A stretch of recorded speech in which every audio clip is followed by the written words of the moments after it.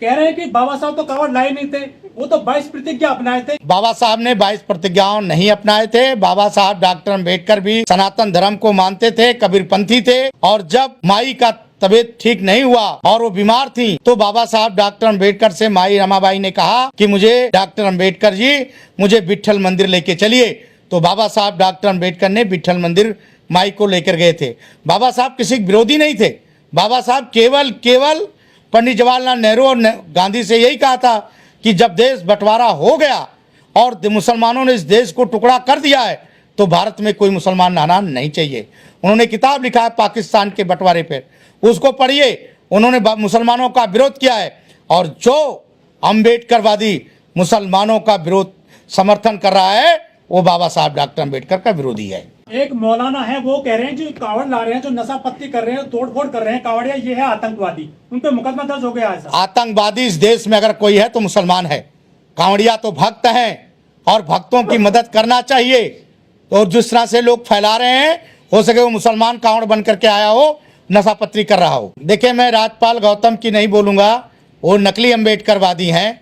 मैं पूछना चाहता हूं आपके मीडिया के माध्यम से, ऐसे नकली अंबेडकरवादी जो गौतम लगा लेने से कोई अंबेडकरवादी नहीं हो जाता।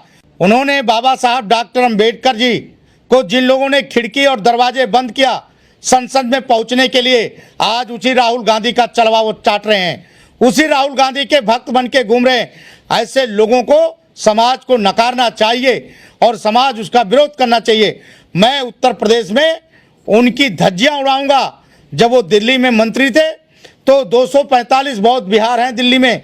संत गुरु रविदास जी की मंदिर है, महर्षि वाल्मीकि जी की मंदिर है, कबीर जी की मंदिर है। उन्होंने कोई भी संतों को नहीं दिलाया 1 रुपया केजरीवाल से। और यहाँ के मुसलमान जितने मस्जिदें थे, उनके मौलवियों को 18,000 और 12,000 सहायकों को मिलता था। तो वो काहे को अम्बेडकरवादी हैं? बाबा साहब डॉक्टर अम्बेडकर के नाम लेने से कोई अम्बेडकरवादी हो जाएगा?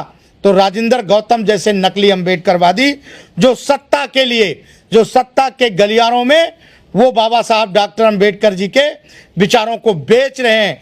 इसी कांग्रेस ने बाबा साहब डॉक्टर अम्बेडकर को चुनाव हराया, और कांग्रेस पार्टी के जो उस समय प्रधानमंत्री पंडित जवाहरलाल नेहरू थे, जब बाबा साहब डॉक्टर अम्बेडकर का परिनिर्वाण 26 अलीपुर रोड हुआ, तो बाबा साहब डॉक्टर अम्बेडकर की जो उनकी लाश थी, यानी जो उनकी बॉडी थी, वो मुंबई लेके जाने के लिए पंडित जवाहरलाल नेहरू ने कहा कि जब तक हवाई जहाज की पैसा नहीं भरोगे, जब तक हम जाने नहीं देंगे।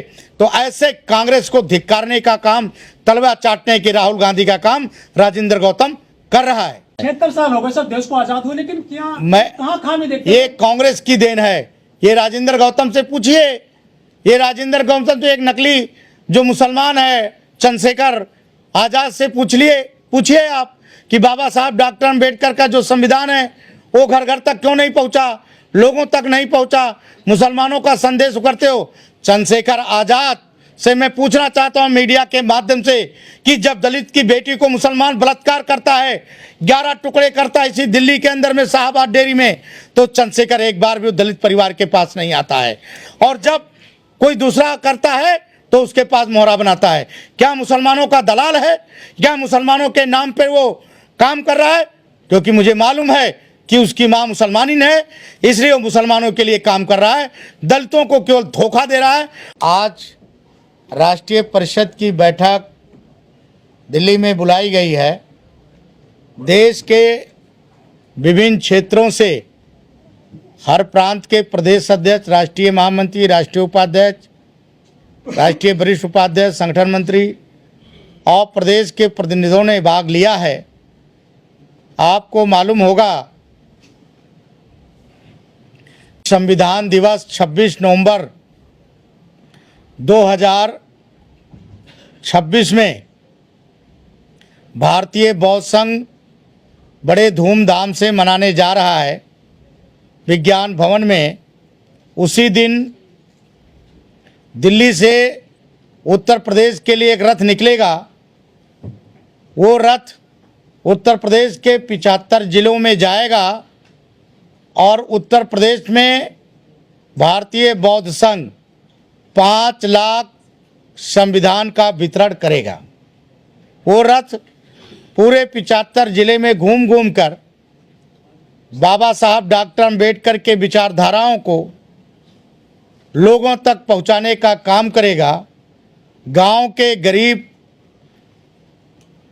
गुरबा लोगों को भारत का संविधान भारतीय बौद्ध संघ दे करके भारत के संविधान का गौरव बढ़ाने का काम करेंगे।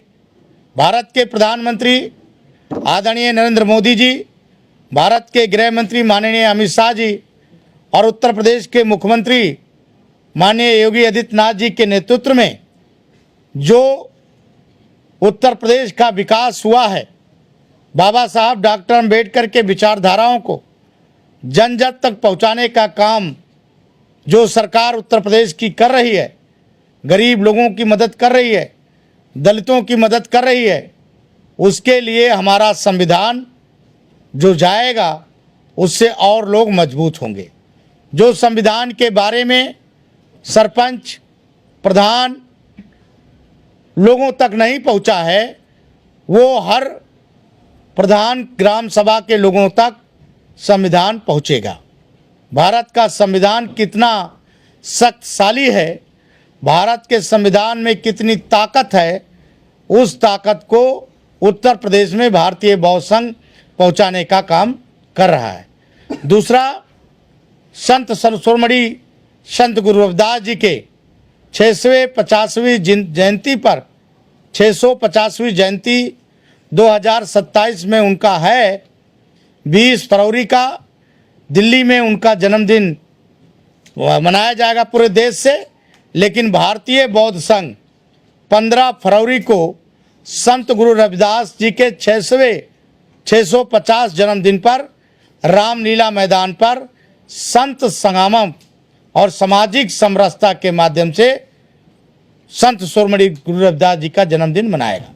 भारत का संविधान बहुत ताकतवर है और 2015 में भारत के प्रधानमंत्री आदरणीय नरेंद्र मोदी जी ने 26 नवंबर 2015 को सबसे पहले उन्होंने संविधान के दोनों लोकसभा के दोनों सदनों में एक प्रस्ताव पास कराया कि भारत में सबसे सख्त वाली अगर है तो भारत का संविधान है और भारत के संविधान पर ही देश चलता है।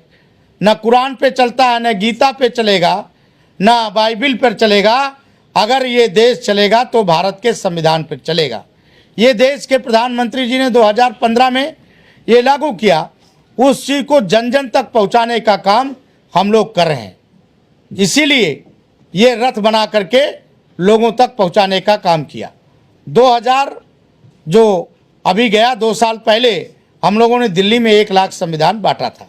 हमारा मकसद है कि 2035 तक 5 करोड़ संविधान पूरे देश में बांटा जाए और लोगों तक पहुँचे। ये भारतीय बौद्ध संघ ने निर्णय किया है। संत गुरु रविदास जी की जो जन्मदिन हम 650वां मनाएंगे, हमने दिल्ली के हर कोने से, हर मंडल से हमने 350 बसों का इंतजाम किया है।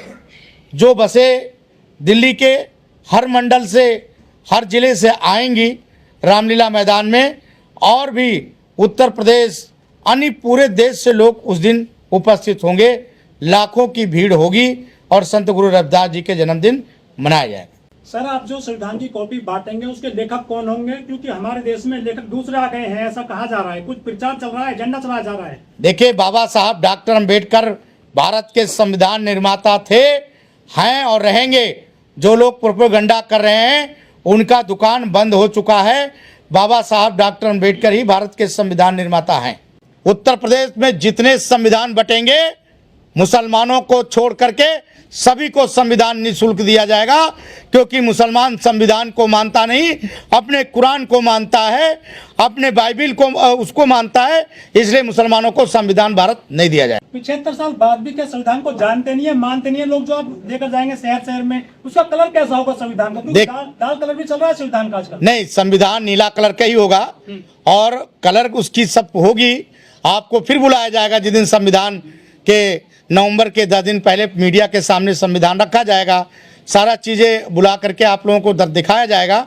और बाबा साहब डॉक्टर अम्बेडकर का संविधान अभी उत्तर प्रदेश हो चाहे अन्य प्रांतों में हर जगह नहीं पहुंच पाया है। आपने देखा होगा कि जब भी दलितों के साथ कोई भी मुसीबत पड़ता है, सहारनपुर के अंदर जो छुटपुलपुर गांव से थोड़ा दूर जो उसका गांव है छुटपुलपुर गांव से 50 किलोमीटर दूर सहारनपुर है। पिछले बार संत गुरु रविदास जी की झांकी निकली और मुसलमानों ने झांकी नहीं निकलने दिया, लेकिन चंद्रशेखर वहां नहीं पहुंचा क्योंकि वो मुसलमानों का हिमायती है। मैं दलित समाज को मीडिया के माध्यम से अपने युवा दलितों को यह आह्वान करना चाहता हूं कि चंद्रशेखर के उसमें मत आइए। बाकावे में आप लोग बाबा साहब डॉक्टर अम्बेडकर के सिपाही हैं। बाबा साहब डॉक्टर अम्बेडकर ने हमें कलम दिया था और आज कलम की देन है कि आज हम स्वतंत्र भारत में आज बाबा साहब डॉक्टर अम्बेडकर के वंशज पूरे देश में घूम रहे हैं। मुसलमान मान रहे हैं, कौन दलित उसके साथ है? बताइए मुझे, कौन दलित है? लाखों युवाओं की खोज उसके पीछे, लाखों मुसलमानों की युवाएं हैं जो उसके पीछे आते हैं। आप बताइए, पूछिए उसमें जाइए। कुछ जो लोग वो लोग हैं जिनके खिलाफ मुकदमा हुआ है। मध्य प्रदेश में कई मुकदमे हो गए, बंगाल में मुकदमे हो गए, बिहार में दलितों के साथ मुकदमा हो गया, अभी मेरठ में हुआ मुकदमा। आज वो भी जेल में बंद है, क्या उनके घर पे कभी दोबारा गया? मैंने अभी आपके माध्यम से बताना चाहता हूँ, संत गुरु रविदास जी पहली बार जब मीराबाई के बुलाने से और वो दिल्ली चित्तौड़गढ़ जाना था और वो दिल्ली आए थे, तो देवनगर में एक विश्राम गृह मंदिर है। मैं भारत सरकार के प्रधानमंत्री जी से मांग करूंगा कि एक विशाल मंदिर बने और देश का कोई भी प्रधानमंत्री राष्ट्रपति हो वो उस मंदिर में जरूर मत्था टेकने लिए जाए। तुगलकाबाद के लिए तुगलकाबाद हो या देवनगर, मीटर का रह गया भवन वो बहुत अच्छा बनेगा, एक ऐतिहासिक बनेगा और देश के प्रधानमंत्री उसको बहुत अच्छी बनाने के लिए काम किया है। मैं भारत के युवाओं से, खासकर युवाओं से ये अपील करना चाहता हूं कि लोगों को बहकावे में मत आइए और ये मत कहिए कि भारत का संविधान बदला जाएगा। मैं आपके मीडिया के माध्यम से बताना चाहता हूं कि देश का प्रधानमंत्री, देश का गृह मंत्री बहुत मजबूत है। ये भारत का संविधान इससे और मजबूत होगा और बदलने वाले लोगों को सोच बदल दिया जाएगा। अब पता नहीं तमन्ना लेके क्यों आई कांवड़, वो तो उसी से आप पूछिए कि कांवड़ लाई है कि उस आड़ में इन कांवड़ियों को बदनाम करना चाहती है। समझिए बात, भारत में कभी ना आरक्षण खत्म होगा, ना भारत के प्रधानमंत्री और गृह मंत्री करने देंगे।